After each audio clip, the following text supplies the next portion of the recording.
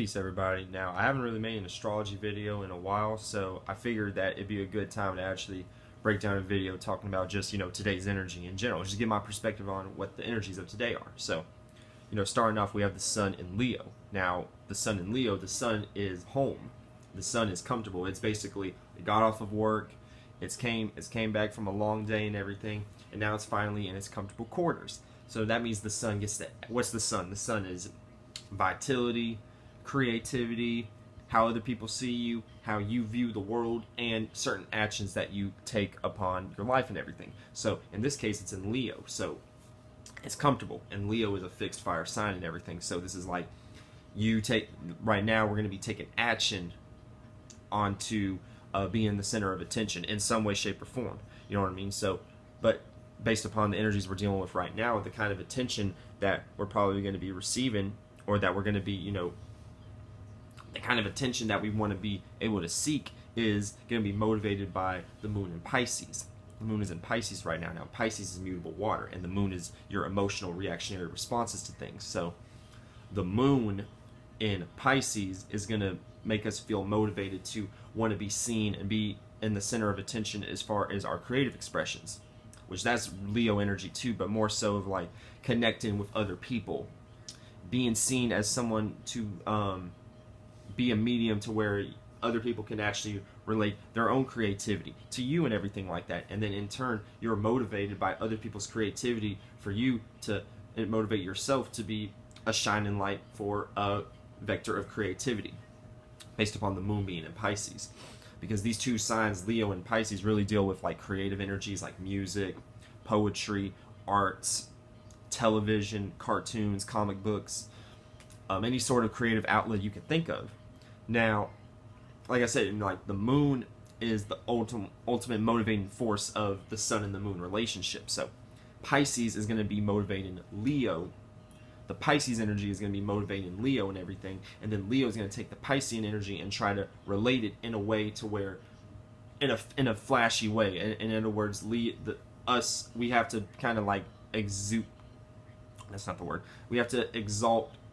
That's not even the word either. We just have to show that we have the capacity to be seen for something that is dealing with our internal creativity.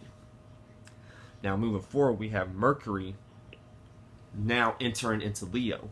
Now, what this means is that Mercury has been retrograde in Cancer. It's been in Cancer for a fairly long time.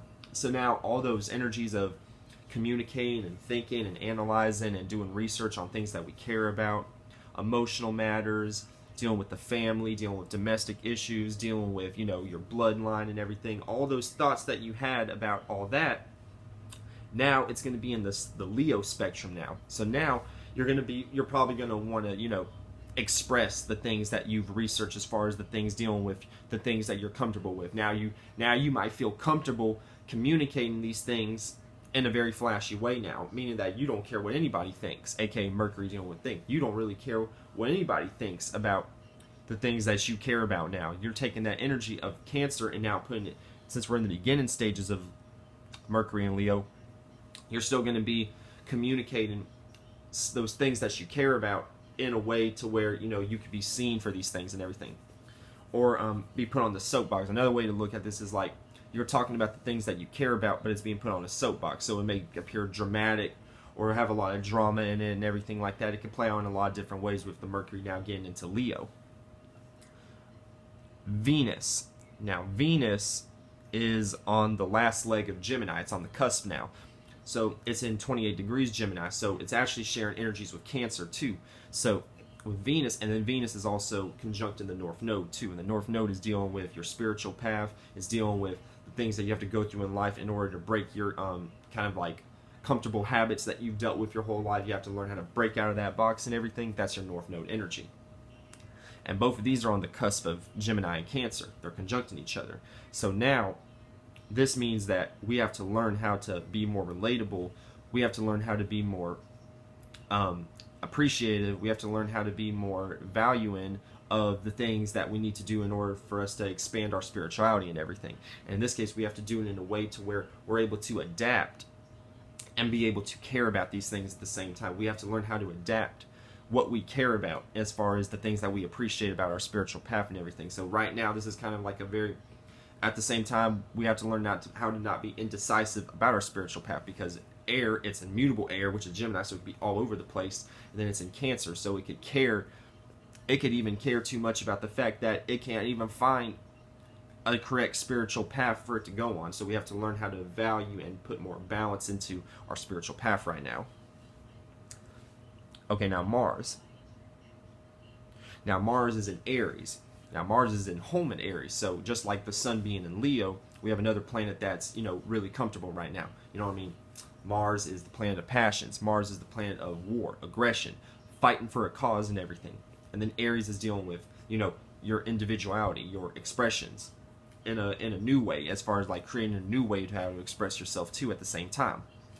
Now, with Mars and Aries, this means that we're going to have to learn how to, be more comfortable with our passions too at the same time, because Mars is at home in Aries. So that's why I broke it down like that. You have to be more comfortable being passionate because Mars is in a comfortable place. Also, that you have to learn not to be so angry around this time too. You have to learn how to, temper down that fire and everything. You have to learn how to temper down. And it's in 20 degrees Aries. So it's getting, the Mars is getting more in a mature phase as far as the Aries stage. But at the same time, we still have to learn how to sit back and analyze these particular things for what they are, and not get too lost into our own way of being our own individual selves too, and being our own, like I said, our own individual self. Now, Jupiter. Now, Jupiter is still retrograde. Jupiter is still retrograde in Capricorn right now. Now, Jupiter falls in Capricorn. And what that means is that, and it's retrograde too, so with retrograde energies, this is a repetitive time too. This is where things may keep happening over and over and over again. And then it's in Capricorn, so it's in a fallen state. So Jupiter in Capricorn, Jupiter is dealing with wisdom and knowledge and guru energy and philosophy and spirituality. Capricorn is dealing with structure, it's dealing with business, it's dealing with infrastructure, it's dealing with reality, it's dealing with government. So the reason this could be a fallen state is that people could use spirituality and expansion and guru energy as a form of some sort of infrastructure and everything like that. Meaning that you have sectors of Christianity as far as the indoctrinated version. You have Islam, which is the indoctrinated version, Judaism, and all these different religions that could fall under the category of not, basically with Jupiter, if Jupiter was in Sagittarius, all those different like religious sects that I talked about, Jupiter in Sagittarius would be like you actually playing out what it actually means to be this particular spirit or this energy and everything. Meaning if you wanted to walk the path of Jesus, if you wanted to walk the path of Muhammad or whoever and everything, it could play out that kind of energy and everything, because at the same time, it could play out to where you have to twin flame. You have to actually learn how to be that particular individual.